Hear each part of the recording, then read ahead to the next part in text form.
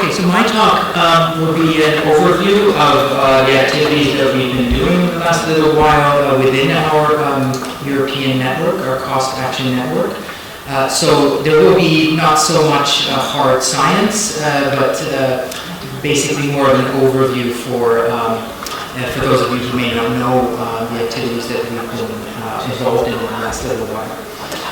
So as Liana mentioned, I'm from Linköping University in Sweden. And she also mentioned we have this European cost action. COST stands for Cooperation on Science and Technology. So it's a 4-year funded, EU-funded networking grant. So it doesn't allow us to pay for costs related to the actual research, but it does allow us to hold meetings and network with each other. And as I say, there are networking activities, scientific exchanges from one place to another, from one country to another, and we put on different training schools as well for young scientists and residents, for example. And so our action right now contains 30 countries, mainly European countries, but we also have the United States, Canada, and Ukraine as part of the network. We have over 200 members, and these members are scientists, young researchers, doctors, patient association representatives, and so forth. And really the goal here is to collaborate, to move our understanding and our knowledge forward, and move the science forward as well. I don't know if it's so easy to read, but we have, the action is structured along 6 different working groups, each with a different theme, and each has a working group leader, as you can read the names here. Some of these working group leaders are here, like Professor Lagali is here, and Professor Lagali is also here. So the working groups are clinical guidelines, clinical and cohort studies, stem cells and regenerative medicine, transplantation, inflammation, and immunity, Aniridia models for collaborative research, and patient-driven research. And these are open, these working groups, so anyone can join these working groups and stay updated on what's going on and then participate in some of the activities that we're doing in these working groups, which I'll describe, give an overview of. Working group 1 has been working on a review on the genetics of Aniridia and new therapeutic options. And if you're interested in that, please ask Professor Lagali about this, because she's leading this work. And this is quite an extensive review, and it's going to be submitted sometime, hopefully within this month. And it's also not just a review of the scientific literature, but there's many new insights that have been gained on genetics and on treatments for new and upcoming treatments for Aniridia. Working group 2 has been working lately in the last year or so on the iris implants. Of course, this is a very important topic for Aniridia. This effort has been led by Dr. Vito Romano. He's in Italy. And a systematic review was recently written to just look at what's in the scientific literature concerning iris implants, and summarize this and then look at how this is being reported in the literature. Unfortunately, there were not so many studies in the literature. I think there were just 4 or 5 studies. And also, and so the main conclusions of this review was that there was this lack of published studies.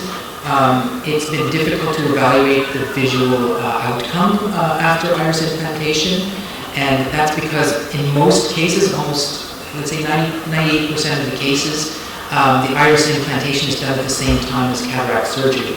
So the question becomes, okay, if there was a visual improvement, is it due to the cataract surgery more than the iris implant? Also, one thing that came out of that review, it was that there was a high risk of postoperative development of new glaucoma or worsening of the existing glaucoma after iris implantation. And also, and I didn't mention it here, also in some cases there was a worsening of the keratopathy as well. there was also some level of bias in all of these studies. So we feel this is important to report. So as a follow-up to this, the working group is working on a clinical consensus statement on iris implants for aniridia. And 13 clinical experts around Europe have been identified to take part in this process, and we're going to initiate a Delphi process to develop clinical consensus statements.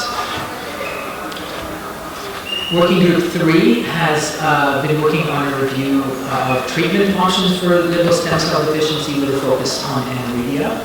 And that work is being led by Dr. Stefano Ferrari from Venice and Dr. Noor Dekman from Maastricht. And that will be ready to be submitted sometime this summer. And that's also containing new insights on the surgeries, and they performed a number of focused interviews there. Working Group 5, which is led by Daniel Aberdam, who you'll hear from soon in the session.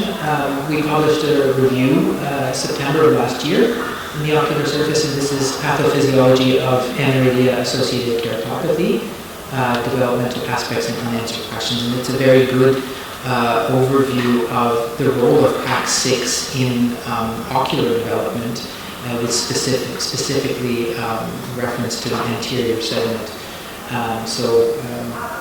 That was accomplished last year. We have also Working Group 6, and there the main goal is a survey of people with aniridia across Europe. We want to do a survey study, and this is being led by Professor Kristina Gucheva in Bulgaria, and also with help and input from Ivana Kilsgaard, who's here, from Aniridia Sweden. And together a survey has been developed and pilot tested, and maybe some of you have we have tested it with maybe about 30 people with aniridia, just to see if the questions were reasonable and could be completed in a good way, or if there was any feedback. So we did that testing late last year, and as we developed a finalized survey, which was then approved from the ethical committee in Bulgaria. And since then, it's been translated into a number of languages. I think it's 7 or 8 languages it's been translated into. And although those translated versions now need ethical approval, so they've gone back to the committee to be approved. And as soon as that's done, and I guess we expect that to be done probably sometime this month, hopefully, then we're ready to disseminate that survey. And the idea is it's going to go through the aniridia patient associations to be distributed out to their members. And the way we will do that is we want to develop an app, a mobile app, or that could work, I guess, on a computer or a mobile phone, and it will be a link that we would just send, and then whoever is filling it in can fill it in their language of choice, and then just electronically submit this survey. So that's the idea. This first survey is on the impact of aniridia on daily life and the impact of vision impairment on activities of daily living. However, we have a plan that more surveys will follow to deal with. There's of course many other aspects to aniridia, but this is just the first survey. So more are planned. As I mentioned, our cost action also puts together training schools, and we've had several of these. And now we're back from a virtual mode, and this is a real cost training school that will be in person in Oslo. It will be next week. It's been organized by Professor Petrovsky in Oslo, and it's a training school on corneal and ocular regeneration. And that will be sessions there that are focusing on many different aspects, such as listed here: OCT, lens, cataract, IOL. There will be a wet lab with limbal and oral mucosal stem cells, also corneal stromal stem cells, amniotic membrane. They also look at femtosecond laser surgery and raw materials and clinical imaging, sort of applied to aniridia. And right now there are 15 registered trainees from across Europe. So these are PhD students, postdoctoral fellows, clinical fellows, and the idea is to educate them on topics of interest related to aniridia. Also, to let you know, there is a larger conference. It's called EU Cornea, and it happens every year. And this year it will happen in a few weeks in Athens. And we have a session there, a cost action session called Aniridia and the Ocular Surface. And here the conference is really for scientists and clinicians. So the goal here is to educate mainly clinicians and also scientists on the issues around aniridia and ocular surface. And so that's going to be chaired by Professor Percy from Germany and Group Chair from Bulgaria. And you can see there's several talks being given, latest update on stem cells and new research, challenges and opportunities for the ocular surface, pros and cons of topical medications in aniridia, surgical solutions for aniridia and the ocular surface, the keratopathy and the Greek perspective, as well as the latest research on drug repurposing. And you'll hear a little bit more about the drug repurposing from Daniel Abraham in this session. And then I also wanted to mention we have a communication activity that also Julian has been working on very hard as well. And this is to produce a comic book for children with aniridia. And so the idea here is that it's a way to explain to children what aniridia is and what's special about aniridia, also from a scientific and medical perspective. It will describe some of the current research that's being done in aniridia around the world, and it should be easy for children to see and to understand, so it's written in a way that's accessible for them. It will be published in English, but it will be translated to several different languages, and anyone that's willing to do the translation to their language, it's not a lot of text, can let us know. And then the idea is that there will be a QR code on the comic book, and you can just scan that with your mobile phone so that maybe the child can look at the pictures and then you can read in language. And so the idea is that this is going to be, we're aiming for this fall, maybe by October, September, October, that this will be ready for publication. We'll have it printed, but it will also be on our COST website so people can download it and print it out.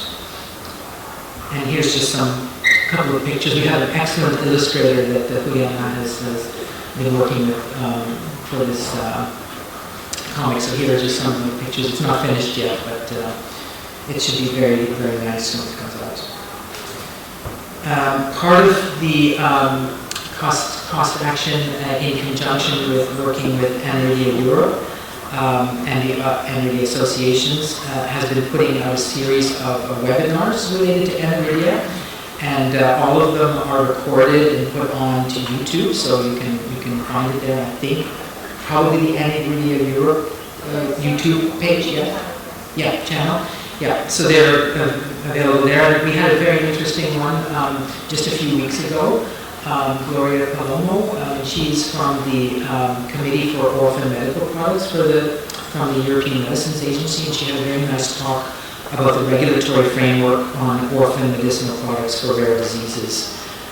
So that was very good, and it's very interesting for us, the scientists who are trying to develop new therapies for rare diseases and how to navigate the regulatory landscape. And there will be more of these webinars.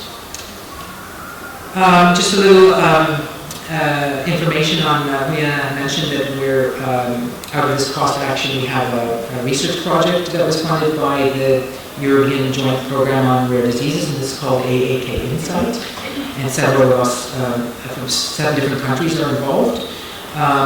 And the idea here is we're developing repurposed drug therapy for aniridia-associated keratopathy. You'll hear a little bit more about this from Daniel, who will speak in the session.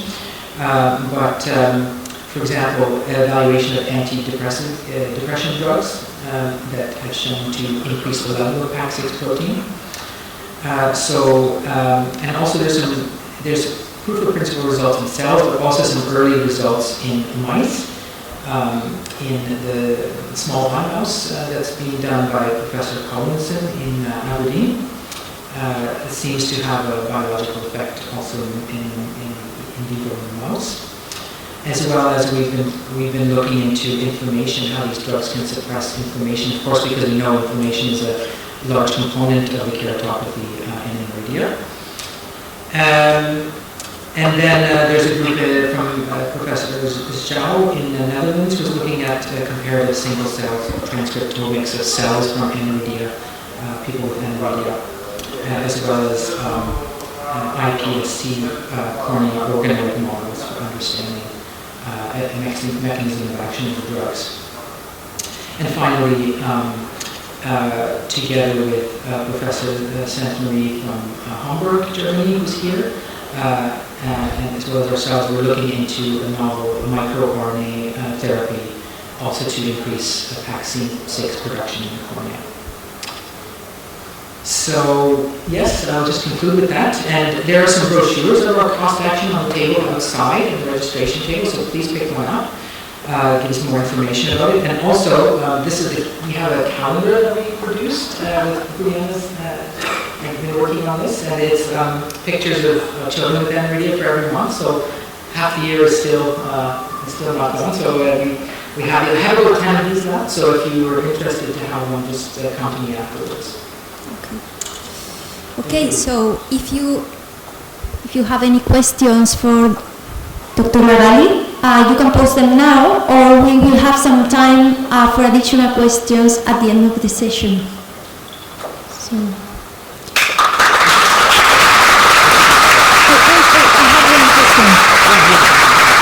So, if anyone hasn't got any question, I have one for you. How are patients involved in these activities? Okay, that's a good question, because we do, patients are an important part of our action, and they are involved in several of the working groups that I mentioned. So, first of all, the patient associations have been involved with the survey study that we've been working on, and so there's direct involvement there, as well as they're also going to be giving their input when we're developing the guidelines, which Dominique will be working on.